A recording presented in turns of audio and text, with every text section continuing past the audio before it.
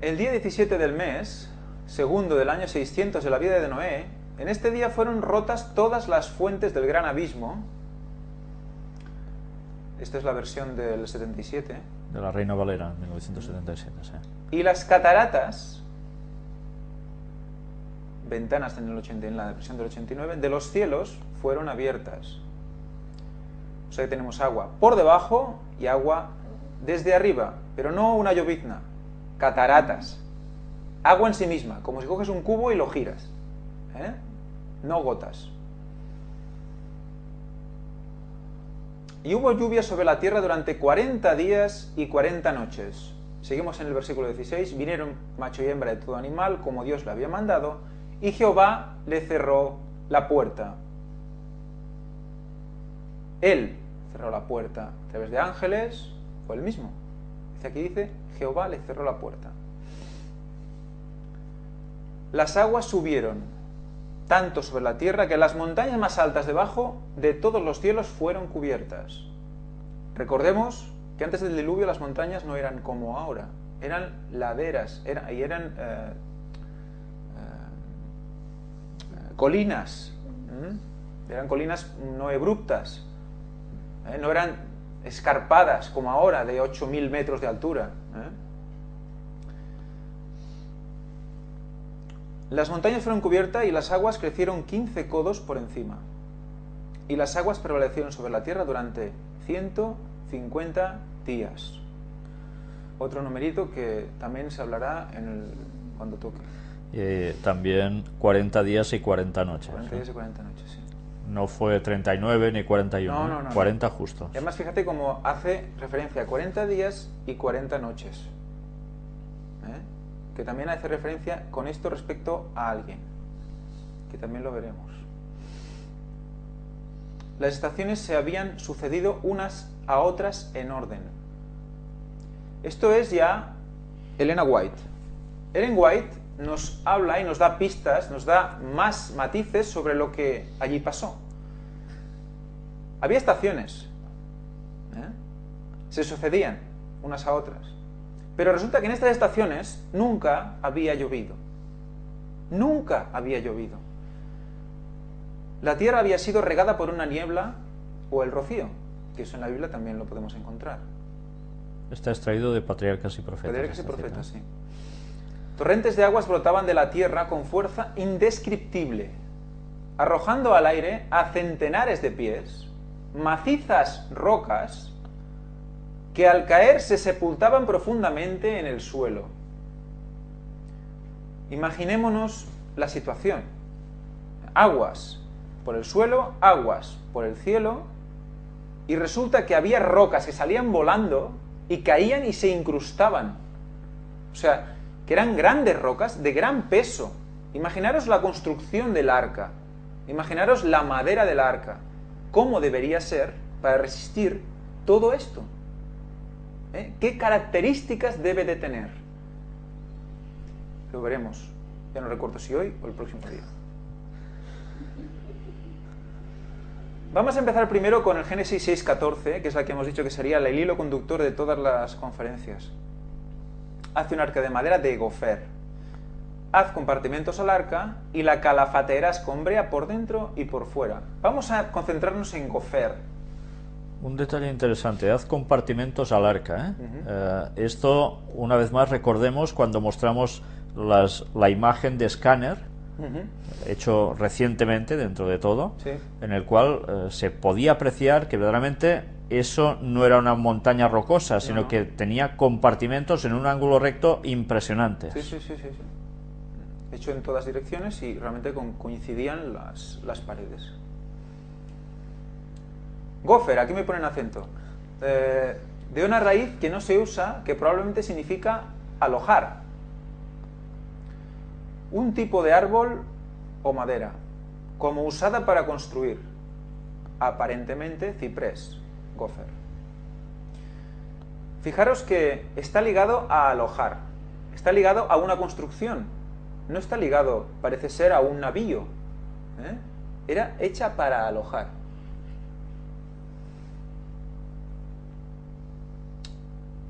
Nos dice Ellen White, El arca fue hecha con madera de gofer o ciprés. Y ahora entenderéis qué obsesión que tienen esta gente y sobre todo el ángel con el ciprés. Muy bien. Y además lo pones en verde, ¿eh? Lo pongo en verde para que... Ya veremos, y veremos que además tiene una significación especial que sea ciprés en verde. Sí, ya lo sí, veremos. Sí, sí. El arca fue hecha con madera de gofer o ciprés, que duraba cientos de años sin deteriorarse. Ya vemos un detalle de por qué ciprés. Vemos un detalle. Era una construcción de gran resistencia, que la sabiduría del hombre no podía inventar. Luego veremos detalles de la construcción. Y dices, eso no sé. ¿Cómo debía ser? ¿Cómo debían construir? Para que el hombre, con la capacidad que tenía entonces, no pudiera inventarlo. Dios les presentó una solución a ese problema.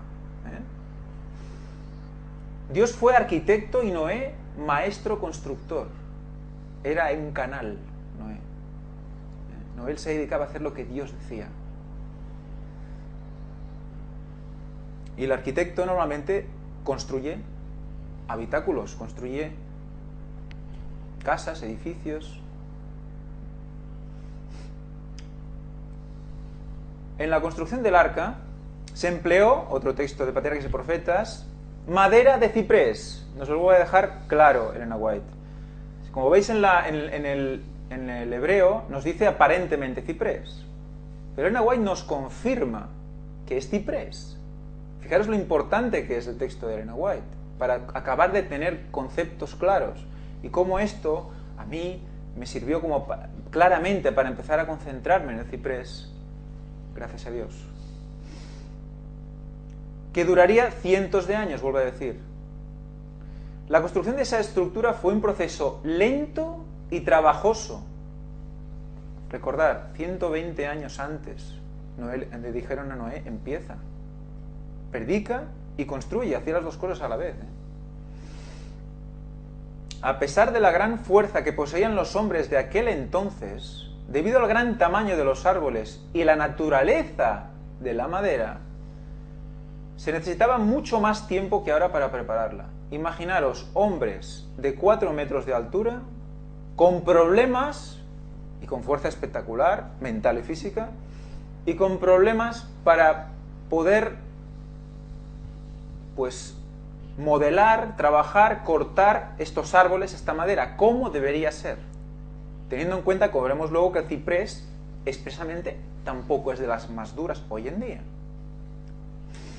Y tampoco lo necesita ser, lo veremos también. Bueno, pues vamos a empezar por describir el ciprés, conocer al ciprés. Vamos a empezar un poco de... vamos a hacer un poco de botánica, bueno, aplicada, aficionada. Yo soy biólogo, pero soy de bichos, no soy de árboles, por lo tanto me cuesta un poquito, pero bueno... bueno, como hay lo que sí, bichos en los árboles, bichos en más los árboles, o menos. Pues... También tengo que deciros que yo personalmente me dedico a estudiar estructuras de madera. Casualmente, puede ser. Toda mi vida laboral está alrededor de la estructura de madera. Hago análisis de patologías en estructuras ya existentes, o sea que me gusta la madera antigua. Y por eso yo empecé con un llamado de Víctor. Oye Ángel, ¿podrías hablar de la madera del ciprés? Y acabé haciendo no una presentación de 20 diapositivas, sino... Bueno, ya lo veréis. Aquí vemos cipreses. Los más conocidos por esta zona y americanos, más que por el sur de América y Centroamérica, pero los más europeos o más de la zona mediterránea, quizás. Tenemos los dos de la izquierda, que sería el ciprés normal, Cupressus sempervirens, siempre verde. Vemos la versión de siempre, la del medio, que es la en forma de llama, quizás. ¿Has dicho lanza? Lanza, piña, y bueno, y por ahí vamos. Y luego el de la izquierda, que es la misma especie, pero subespecie horizontalis, que es con las ramas horizontales. Se pueden mezclar, podéis ver tanto unos como otros. Y el de la derecha, que es uno de los cipreses, bueno, los cipreses es una especie que crece de mayor altura y anchura, porque el ciprés tiene lo que tiene, que es alto, sí, no excesivamente, pero sí que puede coger grandes anchuras, porque sus troncos pueden multiplicarse y tener 4 o 5 ramajes del mismo tronco. Y es el ciprés de Monterrey. Vamos a conocer un poco el género. Los cipreses son del grupo de las coníferas. Coníferas viene de cono. Cono es piña. Por eso se llaman coníferas. Yo toda la vida hablando de coníferas y no había caído que viene de cono. Las piñas de los pinos tienen forma de cono. Por eso les llaman conos a las piñas. Dentro de la familia de las coníferas tenemos las cupresáceas. Perdón, dentro del orden de las coníferas o del grupo de las coníferas tenemos la familia de las cupresáceas, que es donde está dentro el ciprés. Resulta que la cupresácea, casualmente, es la familia número 11. Muy bien. Diréis, bueno, pero el 11 también es usado sobre todo por Satanás. Bueno, explícale, Víctor, el 11, que también puede ser... Aprobado por ley divina. Aprobado por ley divina. Es un número copiado, como todo lo que hace Satanás. Hemos visto ahora con Taurus, la imagen de Satanás que tenemos es un bicho con 2 cuernos. Y siempre hemos dicho, mira, Satanás, pues viene también de copiar. Entonces, curiosamente, cupresáceas, el número 11.